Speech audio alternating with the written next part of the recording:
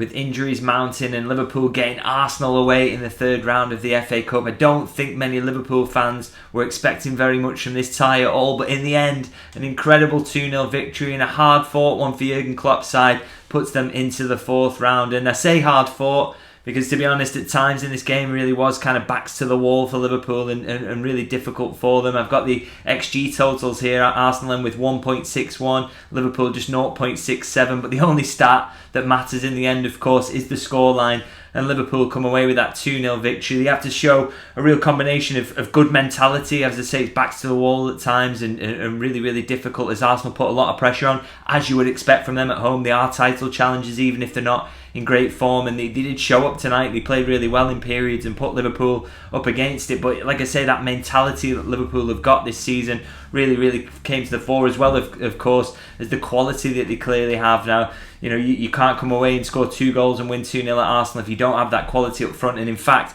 that was maybe the biggest difference of all between the two sides, is that Liverpool were deadly in front of goal, where Arsenal, they really are struggling in terms of goal scoring recently, aren't they? Whereas Liverpool, that's not a problem. Even without Mohamed Salah, who they've lost to the AFCON, they've still got enough quality in that forward line to score 2 goals. And I thought, interesting stories really coming out of this game today, and I think, you know, Liverpool and the fact that they've got a genius in the dugout was one of the takeaways from me. Now, Arsenal missed a lot of chances in that first half, and really they let Liverpool off the hook by not even one of those chances to take a slender lead into half time.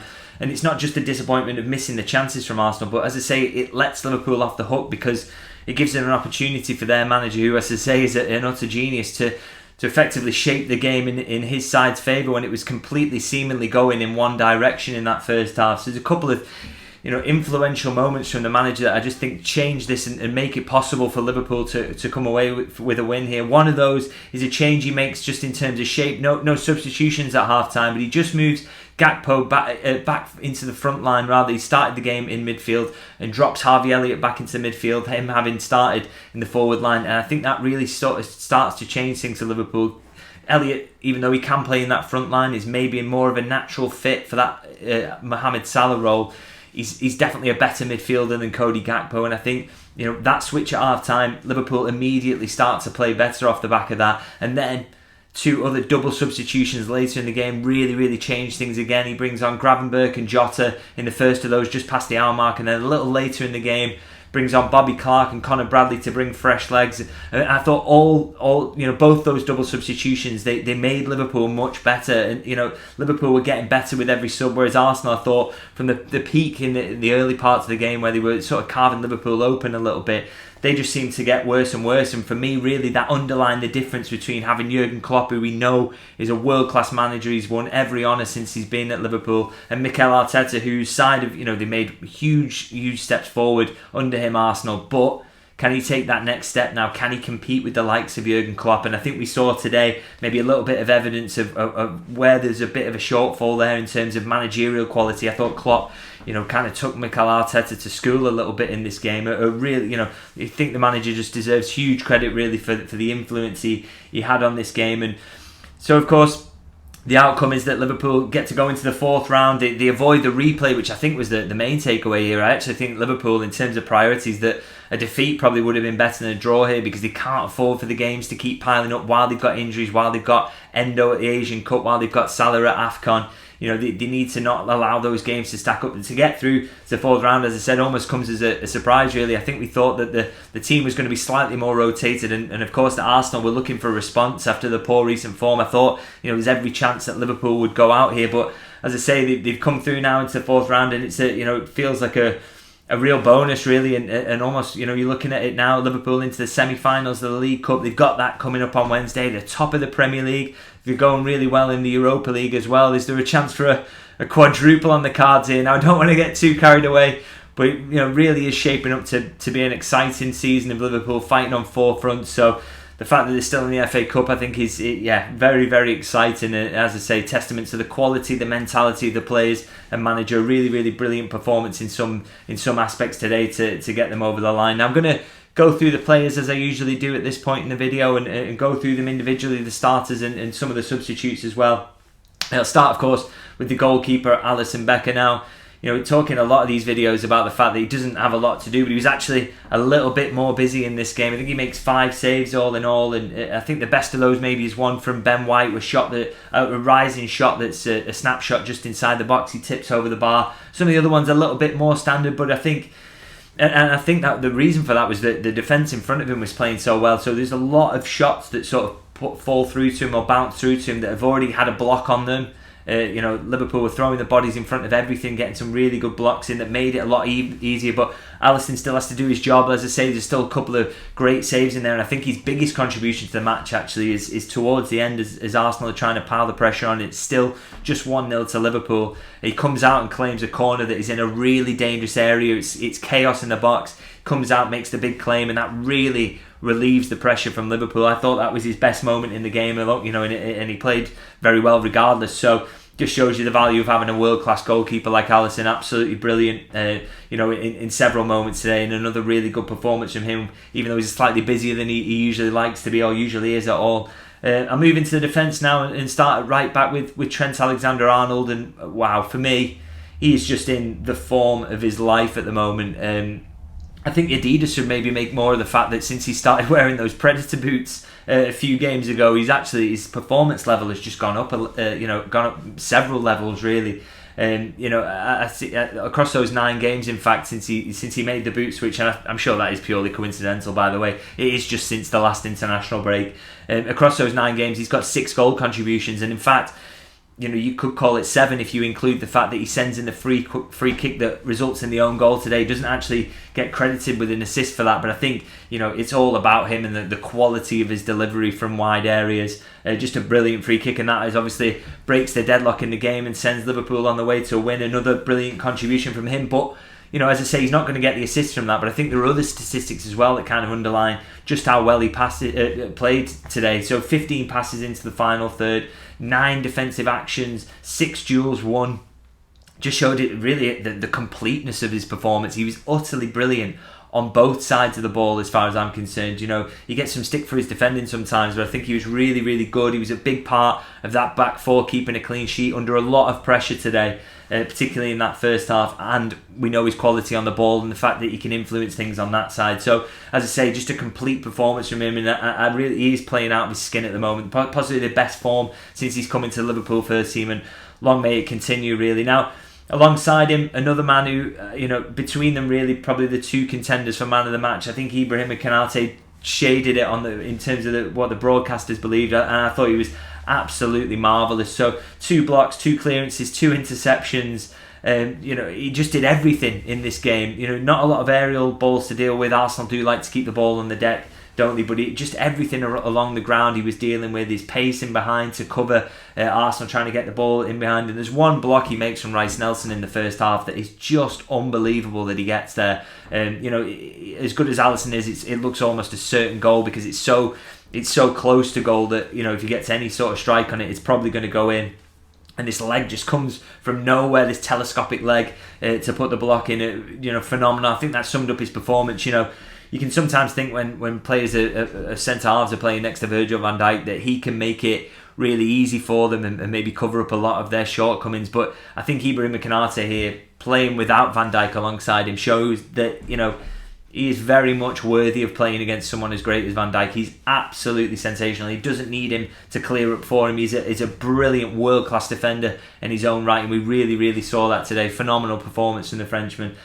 So alongside him, of course, as I say, Van Dijk wasn't there with illness. We hope he will be back for that Fulham game. We'll have to see. But it was obviously Jarell Quansah, another big opportunity for him to come in, and he's done really well in games this season. But we keep saying, every new game that he comes in is a test because if you're playing for a club like Liverpool, you have to show consistency. It's not about putting 4 good performances in out of 5.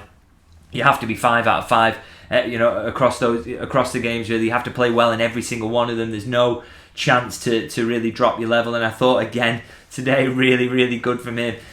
Maybe less busy than Konate. He took on sort of the lion's share of the defending, which is again great to see from him from a leadership perspective. But everything Quansah did, I thought he did well. He ends up with an 87% passing accuracy, which there's a couple of nervy moments in there where he gives the ball away, but generally that is quite high passing accuracy, particularly as he does try some riskier passing as well. And I like to see even though he's given away a couple of opportunities, I like to see that he's trying. That shows confidence, and you want that in your young players. He wins 4 duels as well out of 7, which is pretty impressive numbers. You can't win them all, and the ones that he doesn't win, he drops off into a good safe position.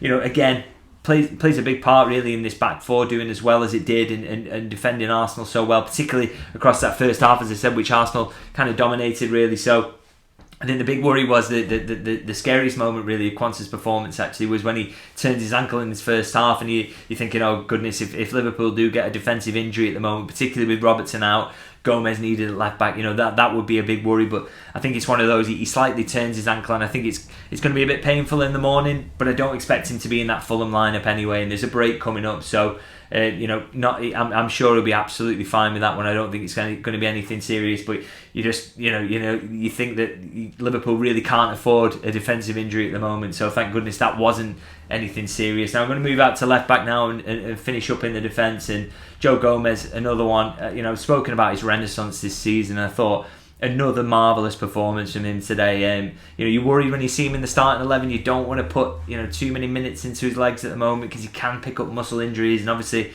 Liverpool are very, very short at left back, but he comes through without an injury today, and another brilliant performance really. 12 defensive actions, shows you how involved he was, and Arsenal can be so dangerous down the wings, can't they?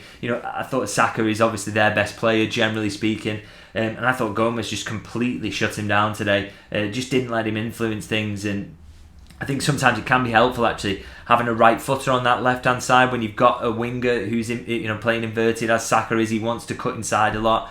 Is that Gomez could go with him on a stronger foot and put a lot of tackles in on Saka, won the ball a lot there, and he's also making 7 passes into the final third, which shows that you're losing a bit of balance on that left hand side in terms of having a left footer there. But Joe Gomez is a really capable footballer, and he plays it in a very different way, but plays it in a smart way. And I thought, he's really, really good today. There's one moment where he kind of gets boxed in down that side and should maybe clear the ball up, and it shows his weakness on his left foot. But I think that happens so rarely that, and he also, as soon as it happens, he works out what Arsenal are trying to do. They're trying to box him in and take him onto his left foot, and it doesn't happen again in the game. So I just think again he's playing so well at the moment, and he'll be needed against Fulham, that's for sure, with Liverpool's left back options being thin. Looking forward to seeing him again really, because I just think he's him along with a lot of the other defenders tonight was just magnificent really, and really enjoying his return to form. So into midfield now, start with the holding midfielder. Alexis McAllister comes in. Not massively influential in the game, but I think these are important minutes for him. He's just back from that injury. He's been out for a while. You want to get him back up to speed. You did see one really unbelievable bit of quality from him in the first half, where he's got players around him in a tight space, and he just shimmies and drops his shoulder, works his way out, pops the ball out wide, which I thought just shows the difference maybe between him and Endo.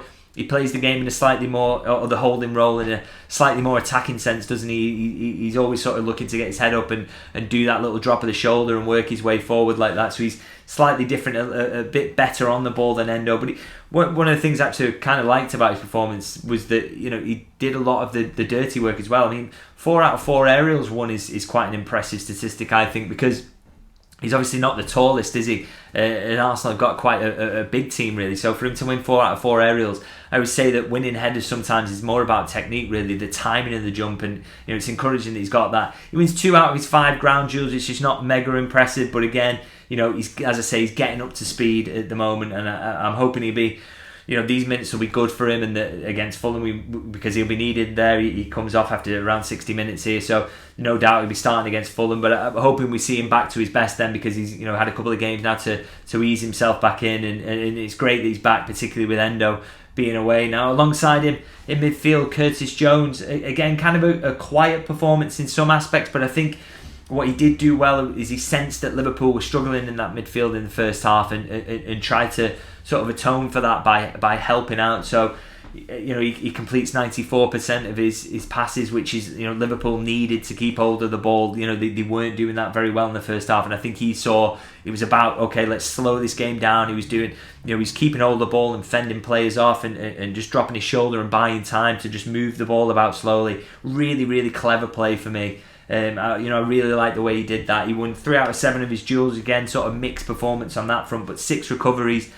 So I think you always know what you're going to get from Jones, which is that he judges the game on its merits and sees what's needed, as I say. And in that moment, he knew it was all about trying to keep the ball. So he's not hugely influential in terms of, we've seen some of his goal scoring exploits and his ability to get forward recently, but he knew this wasn't the game for that, or particularly in the period of the game that he played before he was substituted. He knew it was a game where he had to slow things down and keep the ball and try and take the pressure off Liverpool, and he did that really, really well. So a different performance from him, but I thought a very, very intelligent one, and I think that's testament to how much he's come on as a player in terms of his intelligence and ability to manage his game. Now, one of the reasons I think Liverpool maybe struggled a little bit in terms of controlling things in the first half was the presence of Gakpo in that midfield. He's the next player I want to talk about, and it felt a little bit like he was giving it away sometimes, but he ends the game with an 88% passing accuracy, which is not terrible for a forward-thinking midfielder at all. In fact, it's quite safe, really. But I think one of the reasons that Arsenal were able to get on top is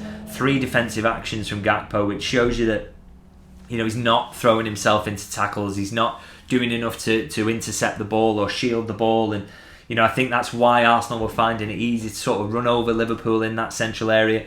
Liverpool were kind of fortunate that the defence were so on it in that first half to keep the clean sheet and keep them in the game. Because I just think, that midfield wasn't quite functioning. I think it's not on Gakpo completely. I think he's in some games he looks like he's not quite the natural midfielder, and I still think he contributed quite nicely when he went back to a forward position, but he's not a natural in there in terms of giving Liverpool defensive solidity. So I think that experiment, when you use Gakpo in midfield, that is probably more suited to Anfield against the maybe lesser sides, and I think we saw the weaknesses of it here. So not a brilliant performance from Gakpo, but really kind of his hands were tied because he's being put in a position where he's not maybe a massive natural at, or one that he shouldn't really be featuring in, particularly in a game as tough as Arsenal away when they like to control things in midfield. I think that made things really difficult for him. And similar comments really about Harvey Elliott, because of course he starts the game in the forward area and then gets dropped back to give Liverpool a bit more control, and he massively succeeds in that. But what he ends up with is a performance where he doesn't sort of stand out in any aspect. And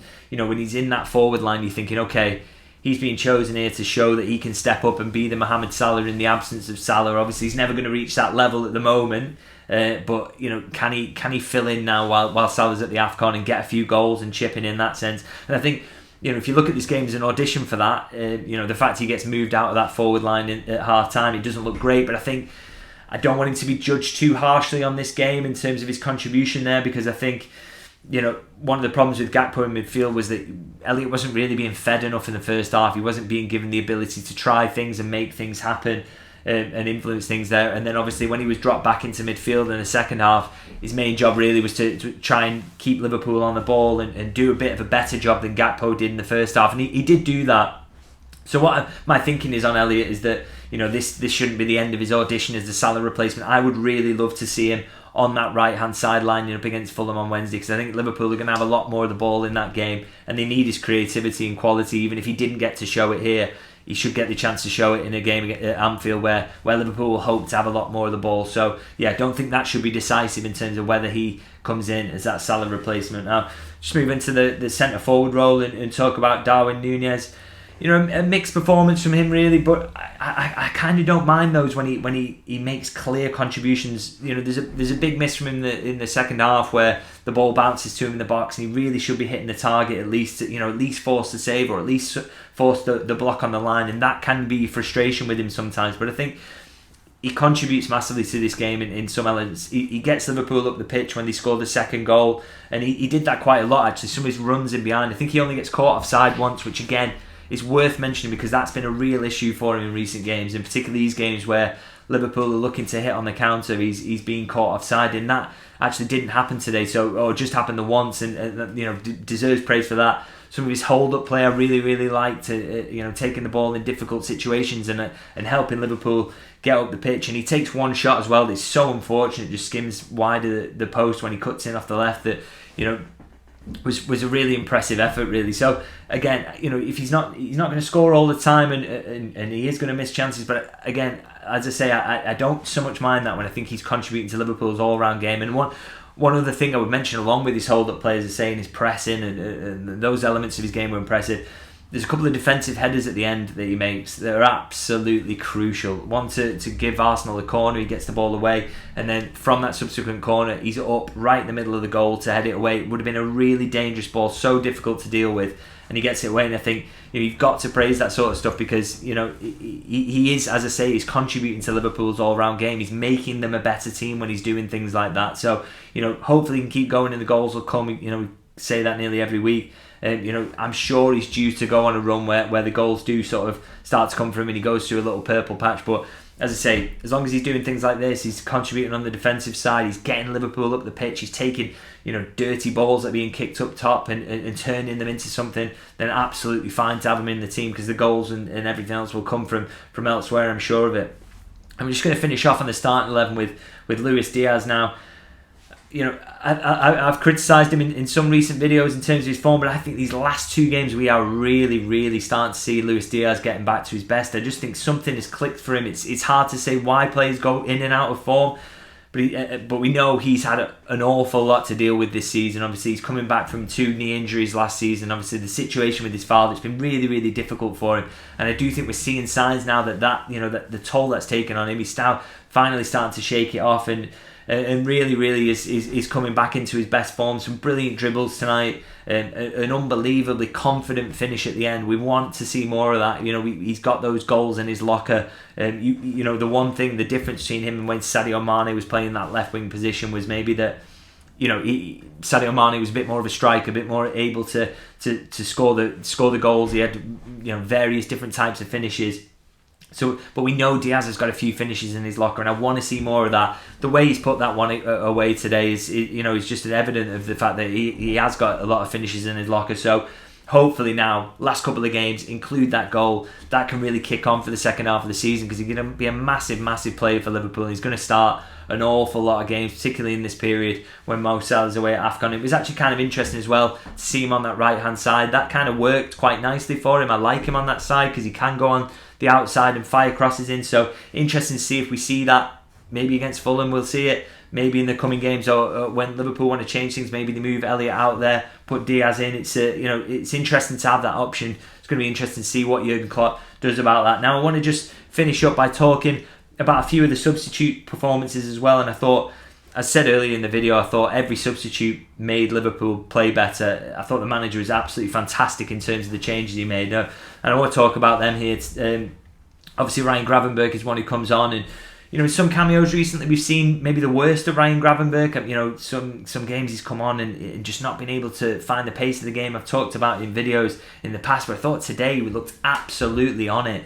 A few brilliant wins of the ball in tight areas, and then some of that dribbling, which that is the main thing that we've seen from him at Liverpool so far, his ability to come out of tight spaces with the ball and drive Liverpool forward. A couple of brilliant moments like that, and I thought he was as influential as anyone in terms of Liverpool turning the screw and really putting more pressure on Arsenal as the game sort of progressed. So really brilliant cameo from him. Long may it continue. We know Szoboszlai is going to miss that Fulham game next up on Wednesday. Could it be Ryan Gravenberch comes in as that right-hand sided 8? I think on the strength of this cameo, he certainly deserves to be in contention for that. Obviously, he came on with Diogo Jota again. Changes the game for me. I've said he's Liverpool's best forward who's not named Mohamed Salah, and I think he proves that again when he comes on here. He sets a goal up, but he's so dangerous as well. Just in terms of his ability to take the ball between the lines and dribble and pick the right pass. He truly is brilliant. So such an influential sub, probably more than in fact any of the other 3 subs that came into the game. I thought Jota was maybe the main one, and has to start against Fulham, doesn't he? And hopefully he can get back in the goals as well and show why Liverpool missed him so much when he was out. Now a couple more subs to talk about. Connor Bradley and Bobby Clark, of course. Great to see 2 youngsters coming on the pitch, but Bobby Clark, his main contribution, I think, is a yellow card he gets for stopping a counter. Great to see that. Liverpool desperately needed him to take that yellow at that point. Shows that he's got game smarts to do it as well and to take one for the team. So really encouraging moment from him. And Connor Bradley, a really impressive cameo from him. I thought he maybe would be in with a shot of starting this game because I thought his performances in the Europa League have been so impressive when he came in last time in the Europa League. And he looks like one of the kids who's closest to being at that level, being ready to start games. And I think he showed it even in his brief cameo here. I thought, he shut down Martinelli a couple of times, used possession really intelligently. So really, really encouraging cameo from him, and just another great performance in a long, long list of them for Liverpool tonight, really. So an absolutely brilliant win. That sums up my thoughts on the individuals and the collective from a great win for Liverpool. Please do let me know, as usual, in the comments what you thought. Who was your man of the match? How good were Jurgen Klopp's substitutions? What will you do for Fulham, in fact, off the strength of this performance? Has anybody played their way into your Fulham team? Do let me know what you thought about the game in the comments. Always great to hear what you think about these things, because I know that I don't always get my judgments right, that's for sure, but it's always interesting to read your comments. And of course, I'm going to ask, if you don't subscribe to the channel, please do. There's so much more to come from it. And if you like this video, do please click the like button as well. It's always great to have more people on board if you can subscribe. And yeah, I'm really enjoying interacting with all you guys about and talking about Liverpool and how they're getting on through this wonderful season, which of course has continued with yet another win. A really, really brilliant victory over Arsenal. Liverpool could be pushing for a quad.